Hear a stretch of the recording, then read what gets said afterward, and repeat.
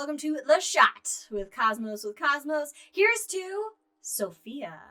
Sophia! Sophia. Oh, hell yeah. Oh, and one for you guys out there. Oh, delightful. Oh, that is very... Wow, that was smooth. Yeah. That was very smooth. Very As smooth. smooth as a ride on Sophia. That's dangerous. We're going up to the stratosphere, everyone, on the Stratospheric Observatory for Infrared Astronomy. Yay. Sophia. Now, We did a show on that, by the way. Sophia, did we?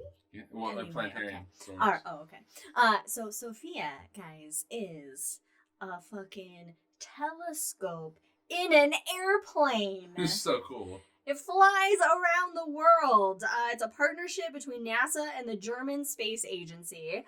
It's a Boeing 747 SP. And it has this infrared telescope on board that allows us to actually see in the infrared, far infrared, even more so than the James Webb Space Telescope. Oh, Can wow. Nice. Yeah. So it flies into the stratosphere at 38,000 to 45,000 feet, and this way it gets above 99% of the of Earth's infrared blocking atmosphere, so it can see. It can see into those depths, and it's usually like 10-hour overnight flights of observing, which is really cool. How does one get that job? I know, right? And so basically, like, the benefit of this is that the mobility of this aircraft allows astronomers to then basically fly where they need to go and catch events that normally maybe you can't catch, like occultations of planets or asteroids in front of stars that are happening over the ocean where there are no telescopes, and eclipses. And so we can then see things that we normally wouldn't be able to see because we can move this telescope around. And then it can come down and they can service it easily. They can interchange parts. They can test new equipment on it that could later be used on telescopes. Unlike in that space. lazy telescope Hubble. Oh God, I know. Hubble just fucking Webb. sitting there. That's the worst. Jeez, just lounging in space, just looking around. Sophia's working. She's working. She's flying all over the globe doing science. And so an example of the mobility of Sophia, so several occasions flying under the swiftly moving shadow of Pluto as it clocks some like 53,000 miles per hour across remote regions of our planet. That's insane. And it gave astronomers kind of an inside peek into Pluto's thin atmosphere, like before New nice. Horizons Wow, could get there. That's Yeah, cool. so it's like Shadow flying chasing. and shadow chasing. Shadow chasing. It's a shadow It's chaser. the name of my new novel. I love it. And so its purpose, again, is designed to observe the infrared universe. And most objects in space emit most of their energy in the infrared. And so it saw first light in 2010. And it's done a whole bunch of things. It's detected a whole bunch of things, like atomic oxygen in the atmosphere of Mars. Its observation of one Ceres in the mid-infrared helped determine the large asteroid, although dwarf planet, is coated with a layer of asteroid dust from other bodies, which is pretty cool. It's a shower. Yeah, I know. Those are dirty. Those asteroids, they're just dirty out there. It confirmed the presence of water in the soil of Clavius crater on the moon. Cool. And its biggest, most recent discovery was the detection of helium hydride.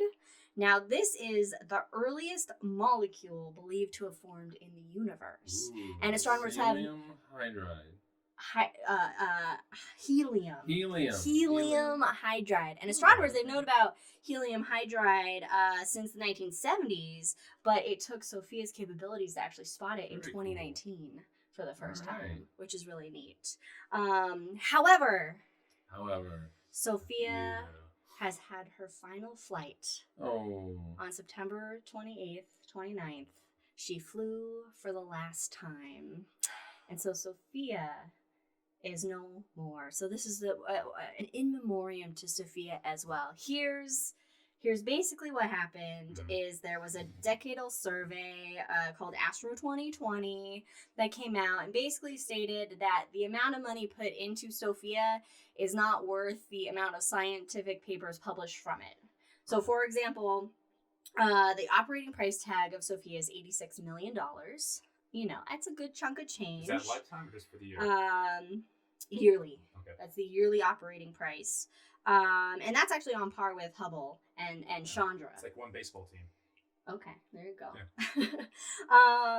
And it couldn't be justified as a modest scientific output because it only had from 2014 through 2020, it had 178 scientific papers. Comparatively, Hubble and Chandra combined had 2,700 scientific papers come from it. Yeah, but still, it's still like I know it's. I've got lots of things to say about SOFIA later. Yeah, it's the downside. I mean, it's sad, and the concerns is that we don't really have another method yet of observing in this far infrared. So essentially, the far infrared universe now is going to be lost to us for at least another 10 years. And in 10 years, there's a proposed Origin space telescope that will then have the capabilities to look into the far infrared. But that's not going to be launched until 2035. So really 2038. And it's still proposed. So it's 15 years away. Yeah. And then there's also the concern that that it could dissuade students from getting into the far infrared field, and also kind of like that institutional knowledge will kind of wither. Use more than just eyes. Yeah. But a lot of great stuff came from SOFIA. And scientists they're like, you know, we have really great memories and it's been really instrumental, even though it is sad. And it's been a miracle it's lasted this long. It's literally every year it's being canceled since like 2011. It's on the chopping block every single year, and somehow it always gets brought back. It always gets brought back. Hopefully, I understand. I understand the money argument. I understand it, but you know, sometimes you need to sink that money in and get the science out of it because that is important. Yeah. Especially when, even if there are not a lot of papers come from it, so to speak, there's still a lot of knowledge. This was an eye into the universe that we no longer have. Right. Third eye blind now.